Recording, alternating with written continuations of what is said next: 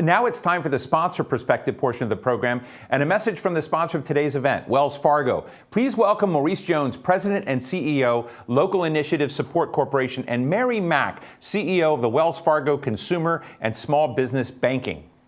Thank you, and we are delighted to be here. Maurice, let's jump right into it because there's a lot to talk about, particularly what you're doing at LISC. So you guys have been doing a fantastic job through the pandemic, helping small businesses survive and position themselves to thrive as we come out of this. So talk about that. What are you seeing? What's happening? What's happening in the small business community? What does 2021 look like? Would love to hear your perspective. Absolutely. Yeah. You know, we have spent the bulk, or I should say we spent the bulk of 2020 doing a couple of things as it relates to small businesses. First, providing relief grants so that small businesses could fight this existential threat that has really confronted them with COVID and with the pandemic and contraction in the economy.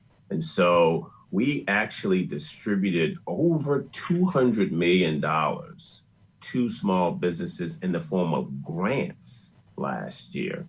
And we particularly focused on small businesses led by people of color, small businesses led by women, small businesses working in low wealth communities, and small businesses working in rural communities. That's where we focus. Those were the small businesses that for us were amongst the hardest hit and were the ones who really needed the relief from groups like CDFIs.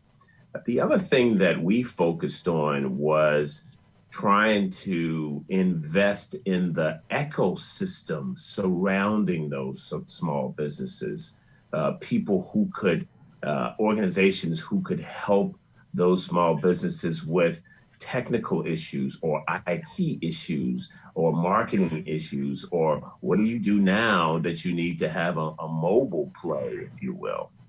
I think what we're seeing for 2021 is a fair amount of continuation as long as this pandemic is still so prevalent, which it is. So we think we're going to have to continue to provide grants so that these small businesses can remain open, so that they can remain vital in the communities that they're serving. We also think we're going to have to continue to focus on the demographics that I outlined. And we really know that we're going to have to focus on the rebuild, the repositioning of these businesses. For example, every small business now will need to have an e-commerce play, right? Yeah, either refining, enhancing what they already have, or getting one in place. Well, we want to be helpful with technical assistance and with funds to help those small businesses develop or refine these e-commerce plays. So it's really important for us to be able to continue to focus on those kinds of things in 2021 as well. So that's really interesting and resonates, right, as a consumer, as well as somebody supporting small businesses. But talk about that. What does thrive look like? What does the long term look like? Because a year in, I think everything has changed. Yeah. So what's the perspective of a small business for the long term? Yeah, let me give you a couple of examples. I should have paused and just commended you all because the funds that you've been putting out into the marketplace for small businesses are funds that we're using. Your Open for Business piece are funds that we have been using in a huge way to help small businesses. Let me give you an example. We provided a grant to a tailoring business in DC. The gentleman's name is J.C. Lofton Tailors in Washington, D.C. This business was started in 1939 by his grandfather. African American. It was one of the first African American tailoring businesses in schools. And what he has had to do is he has had to be able to continue to pay his bills as his demand has gone down. What we're going to have to be able to do with a business like that, to your point moving forward, is to really help him reposition the entire business for a different economic context moving forward in the tailoring space, right? He has for a long time relied on politicians and celebrities and others who were going out to actually get their garments, their clothing tailored.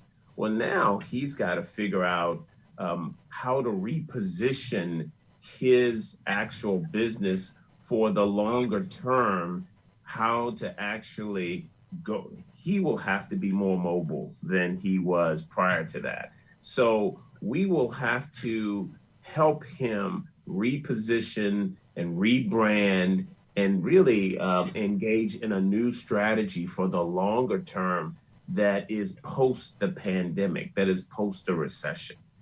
Those are the kinds of things that we want to use capital and technical assistance for. I'll give you another example.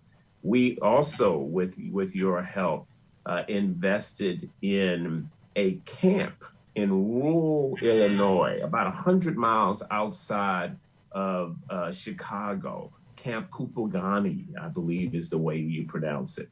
This camp is rare or I should say unique in the following way. The owners are an African-American husband and wife team. They usually take in about 160 students over the summers for a camp, their sleepover camps. Well, guess what? In 2020, that business went completely to zero, right? We needed to help them stay open and position themselves for 2021 and beyond. And so with your help, we were able to give them a grant and a really, really low interest loan. Moving forward, they will have to figure out how to do this camp that they have been doing for years now, a decade, I believe, or more, in a setting where you probably will have to have a hybrid model, a model that is both in person and a model that is both virtual. And so you really are talking about using assistance to help companies reposition, remake, literally become, evolve into a business for a different climate, if that makes sense.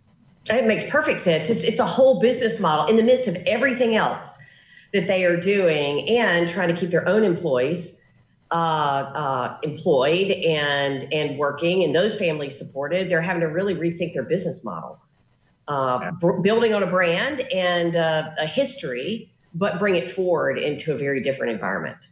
Absolutely. Fantastic. Let me ask you, because I know you've been on the front lines of small business investment as well. And I thank you for that. What are you seeing and what do you see yourself going in the future?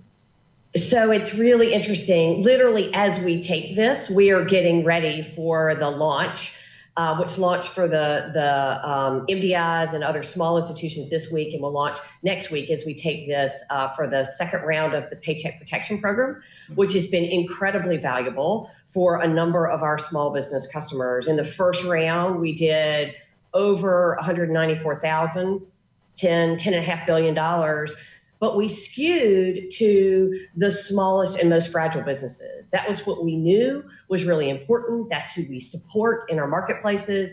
And so like 84% of our loans were to businesses with 10 or fewer employees, and 2 in 5 were to low to moderate income or minority census tract community, businesses in those communities. So we tried very hard to focus on those communities. And to your point, the really exponential impact that this has had on particularly diverse businesses.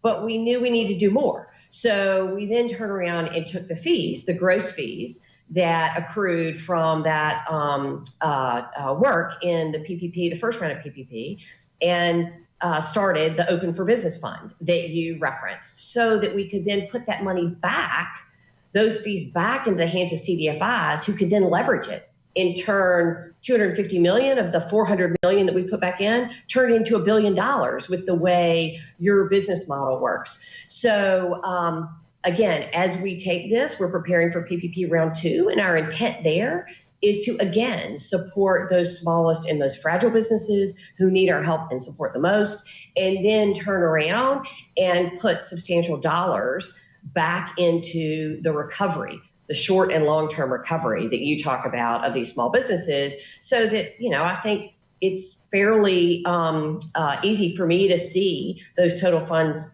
going back in of, over $500 million that we can then reinvest with folks like you to help with the short and long-term recovery. So it has been an opportunity for financial institutions like Wells Fargo to lean in and be a difference maker in the health of small business. So we're delighted to partner with you guys. You guys are doing fantastic work all over the country, and it's been a great partnership that we hope to grow over time. So thank you.